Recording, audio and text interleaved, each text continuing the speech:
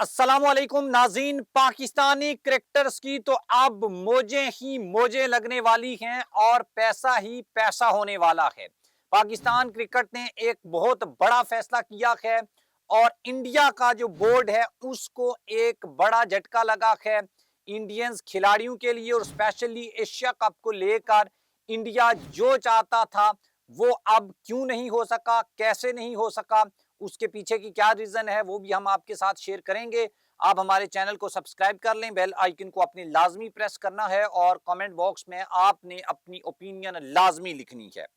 दोस्तों, अक्सर ये गिला किया जाता है, अक्सर ये शिकवा किया जाता है और स्पेशली जब हम अपनी जो लीग्स हैं या अपनी डोमेस्टिक क्रिकेट है उसका कंपैरिजन इंडिया के साथ करते हैं, बोर्ड का, पैसों का, आईपीएल का, पीएसएल का, बीसीसीआई का, पीसीबी का,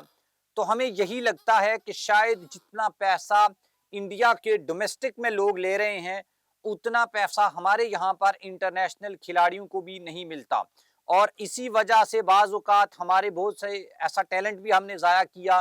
कि वो पैसों की खातर फिक्सिंग रासफ और ये सलमान बट वगैरह आपने वो सीन देखा है। लेकिन अब पाकिस्तान के क्रिकेट बोर्ड ने एक बड़ा फैसला किया है, वो खबर मैं आपके सामने रख देता हूं, फिर उसके बाद हम बात करेंगे एशिया कप जिसमें इंडिया को अभी तक एक बड़ी हजीमत का सामना करना पड़ रहा है। वो इंडिया जो पाकिस्तान के साथ खेलना नहीं चाहता उसके साथ अब कौन खेल रहा है। दोस्तों, सबसे पहले आपको यह बता देंगे पाकिस्तान क्रिकेट बोर्ड पीसीबी ने सेंट्रल कॉन्ट्रैक्ट्स के लिए अपने बजट में नुमाया इजाफा कर दिया है। रिपोर्ट्स ये बताती हैं कि जिससे कौमी क्रिकेटर्स के लिए सालाना जो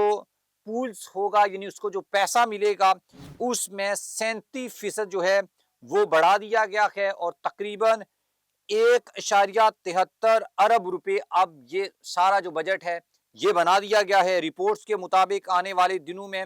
नए सेंट्रल कॉन्ट्रैक्ट्स की रुनमाई होगी, ओपनिंग सेरेमनी होगी और जिसमें अब 30 खिलाड़ियों को रखा जाएगा, यानी एट अ टाइम 30 खिलाड़ी पाकिस्तान यानी क्रिकेट बोर्ड के सेंट्रल कॉन्ट्रैक्ट में होंगे। मतलब ये कि उनमें से कोई भी खिलाड़ी टीम में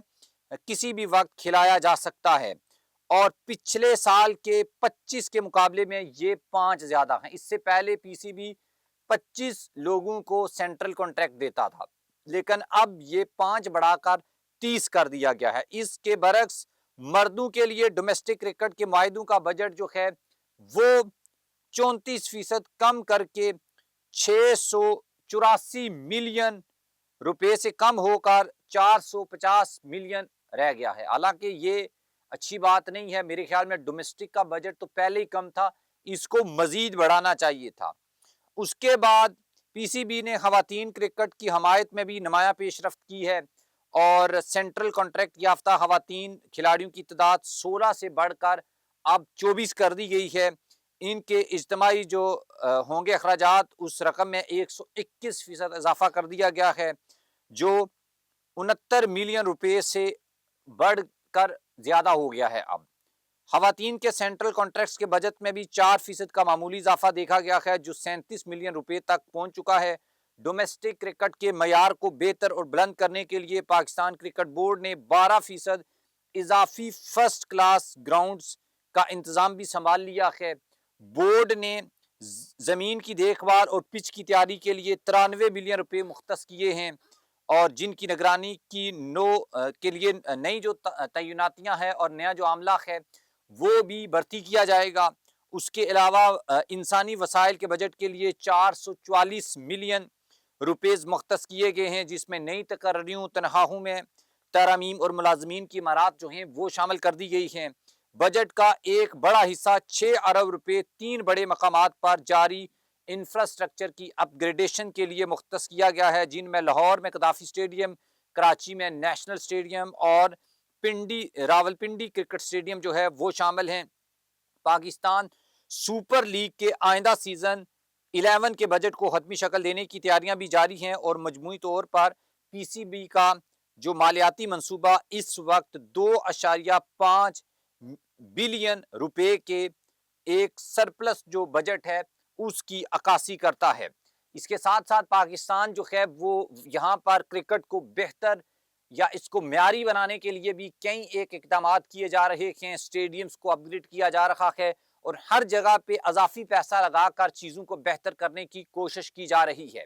جو کہ ایک خوشائند بات ہے۔ اور جیسے ہم بجٹ لگائیں گے، چیزوں کو اپ گریڈ کریں گے، معیار سٹینڈرڈ کو بہتر کریں گے، تو اس سے نچلے درجے سے جو ٹیلنٹ ہے اس کو اوپر لانے میں بھی پاکستان کو مدد ملے گی۔ اب بات کر لیتے ہیں ایشیا کپ، جس کے بارے میں یہ کہا جا رہا ہے کہ وہ اب T20 فارمیٹ میں کھیلا جائے گا۔ اس کی میزبانی انڈیا کے پاس تھی، جس کے بعد اس کو شفٹ کیا گیا تھا کہ ہائیبرڈ ماڈل پہ ہوگا، کیونکہ چیمپئن ٹرافی میں جب شرکت نہیں کی تھی انڈیا نے، تو پاکستان اور انڈیا کے بیچ ایک ایگریمنٹ ہوا تھا، اور اس ایگریمنٹ کے نتیجے میں 3 سال کے لیے انڈیا اور پاکستان میں ہونے والے جو ایونٹس ہیں ان کو ہائیبرڈ ماڈل کے اوپر کھیلا جانا تھا۔ اور اس ہائیبرڈ ماڈل میں پاکستان نے اپنے میچز کولمبو سری لنکا میں کھیلنے تھے، پھر مئی 2025 کے بعد پاک بھارت کشیدگی مزید عروج کے اوپر چلی گئی، اور اب یہ کہا جا رہا ہے کہ یہ نیوٹرل وینیو کے اوپر ہوگا، پہلے سری لنکا پھر بنگلہ دیش، اور اب چونکہ انڈیا کے حالات بنگلہ دیش کے ساتھ بھی اچھے نہیں ہیں اور انڈین ٹیم نے بنگلہ دیش کا جو ٹور کرنا تھا وہ بھی کینسل ہو گیا ہے، ملتوی کر دیا گیا ہے، تو اب یہ ایونٹ UAE میں منتقل کر دیا گیا ہے۔ اور ابتدائی رپورٹس کے مطابق چونکہ اس میں UAE، افغانستان اور دیگر ٹیمیں بھی شامل ہیں، اور ایک تو پاکستان انڈیا کا پہلا میچ، اور دوسرا اگر دونوں ٹیموں میں سے کوئی ایک بہت ہی انتہائی بری پرفارمنس دے دے تو وہ الگ بات ہے، اور اگر فائنل میں پاکستان انڈیا پہنچتے ہیں تو یہ ہوگا جناب